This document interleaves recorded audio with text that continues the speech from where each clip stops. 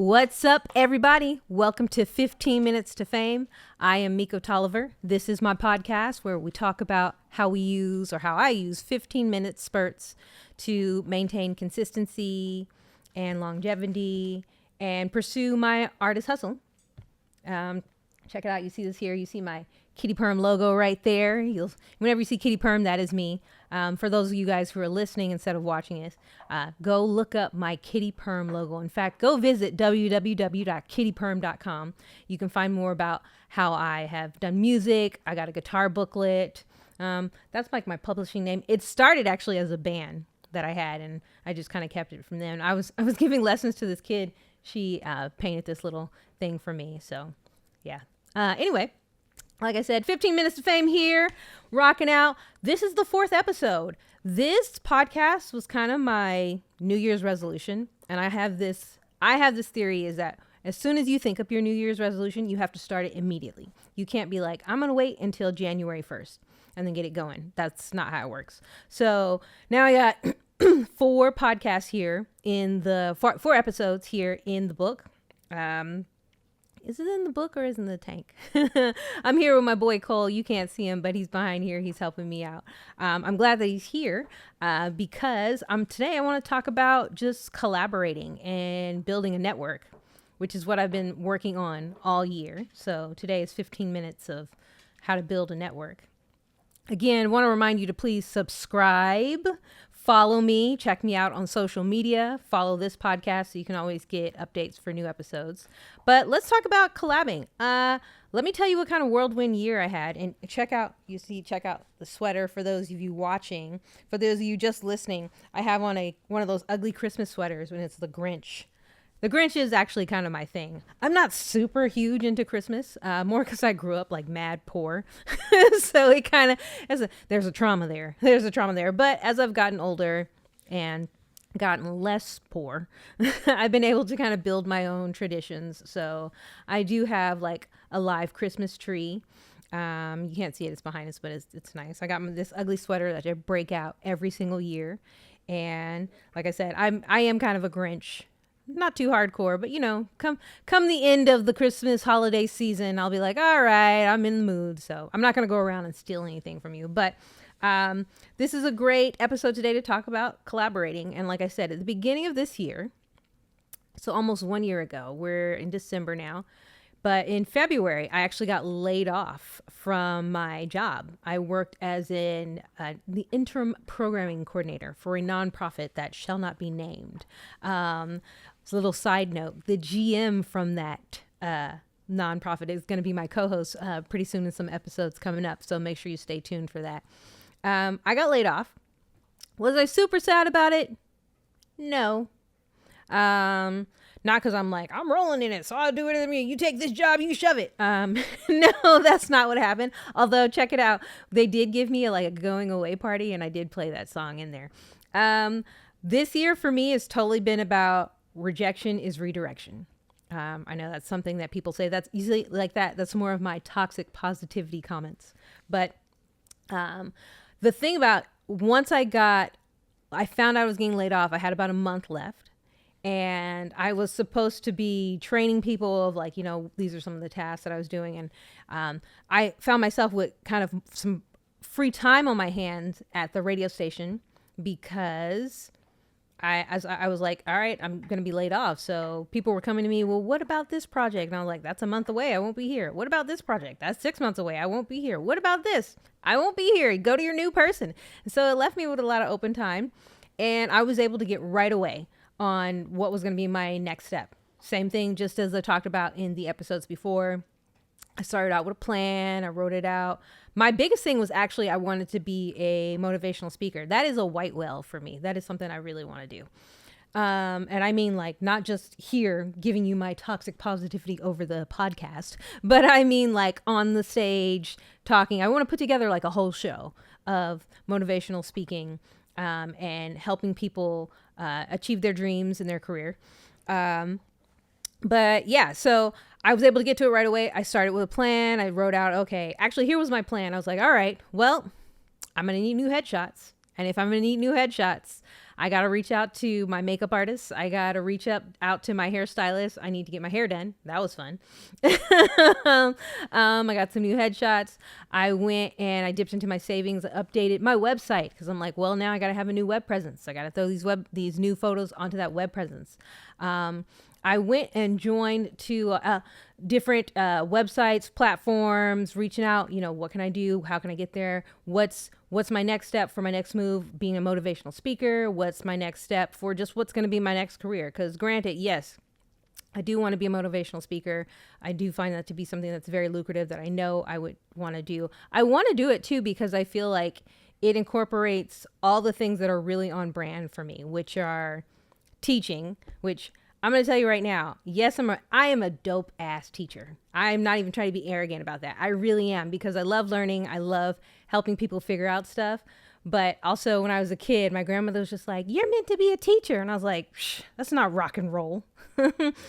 So this side of it is that I actually like performing. I like being on stage. I like putting a show together, putting an event together, entertaining people. That's really fun. So that's kind of how I've merged that goal of being a motivational speaker. So like I said, got the photo shoot, updated my website. Go visit my website, www.mikotolliver.com. And I just updated everything. What was actually kind of cool was I feel like I'm at a point now in my career where I have done enough things where I'm like, I know what to do. It was different when I first started out, like as a teenager. I want to be a musician. What do I do? I didn't know what to do. Everything I was trying was something maybe I saw in a movie or I don't know, who knows, whatever. But yeah,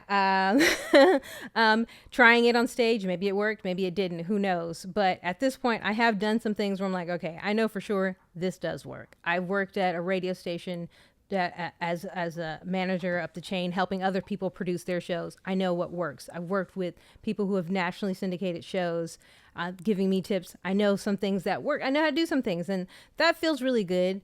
The next thing was after putting that plan together and getting myself together, what my look is going to be is going out and taking it to the people.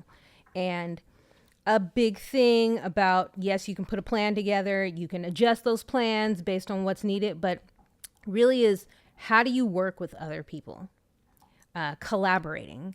And I don't want you to just think of it in terms of just how am I at this team on this one project, we work together on this. There's actually more things of being able to collaborate with people. And I feel like your ability to not micromanage, to be open-minded, to communicate in particular ways, to go out and to get into the mix, go out to different events, different parties and stuff like that. These are all different ways of collaborating. I've got some tricks. One of my favorite tricks that I love to give to people is if you want to meet people, you don't know what to do, especially as you get, as you're an adult, you get older, it gets harder and harder to make friends. One of my biggest tricks, though, and this works for anybody and everybody, I always say, go take a community college class. And here's why it is the best thing. One, it's super cheap, mad cheap, probably almost free, depending on where you live, where you're at. But I would say take a community college class in something you're interested in, and then also a skill that's already yours. Maybe that class is just a refresher because things always change. But in that class, you are going to meet people that you can start working with. You can meet new friends. You can meet people to date. I don't know how you do that, but whatever your boundaries are. But then also the instructor is probably working in that field. So that's a great time for you to learn some more skills. And then for that instructor to probably see your ability, your work ethic, how you work well with others. And they might actually put you on. You love this phrase, put you on. I'm going to put you on. I love that phrase. We put me on, help you get some work. So that is one way that you can advance. Another things. So yes, I did take some community college classes. In fact, actually, I know you see my guitar up here or here. This guitar is actually the first guitar that I ever had. My dad gave that to me on my 16th birthday. So it's special, which is why it hangs by itself. I know we've taken a few other shots with some of my other guitars in the background. This is the one that started it all. But I took some music classes. I took a violin class. I have been trying to learn violin off and on for years, a long time. This part is easy because this part I'm showing with my left hand, which is my fretting hand, is easy because it's just like guitar. But the right hand with the bow, sounds horrible. So I took a violin class. And the cool thing about that class is the instructor was a really cool guy. He's studied for, I think he said he's been studying since like the 80s, professionally as a violinist. But then he pitched me, hey, come take this Afro-Cuban orchestra that I'm doing. All right, great. I signed up for that class. Now I got 2 classes. I'm meeting more people. I got to talk to some folks. You start to see some people who like, hey, mikO, you play guitar. I play violin. You want to play together? That's one thing. I meet some people who go, oh, I met this girl, great guitar, or great violinist, but she was horrible at music theory. And I was like, I got you. Help me on my violin. I'll help you with the music theory. So you don't see what I'm saying? Collaborating. That's a way to collaborate. Some other things I've gone to some mixers. I've gone to all kinds of mixers this year. I've gone to mixers for video programming and film. I've gone to mixers for, I think I went to the Chamber of Commerce for women in business. I've gone to a few parties. I've gone to a mixer to apply to a screenwriting competition. I love it. And I've met people at each and every turn. I do remember at the Chamber of Commerce, people some folks being like, I hate mixers. I hate going to these things. I hate talking to people. And I'm like, oh, that's my favorite part. I do love it. In fact, I love it so much. Here's what I don't like. I don't like the club. I don't like going to the clubs. I don't like going to bars. I just feel like people are just so fronting so much that they're pretending to be an image. And it's about being cool, maybe drinking a bunch of alcohol. I'm not a huge drinker. No. If you drink, that's fine. I have a little drink sometime, but I'm not so much into it that I want to go to a bar, because then I feel like, it takes me back to my days when I was real young and I really couldn't afford to go to bars. And I was like, cause the drinks are expensive. And I was like,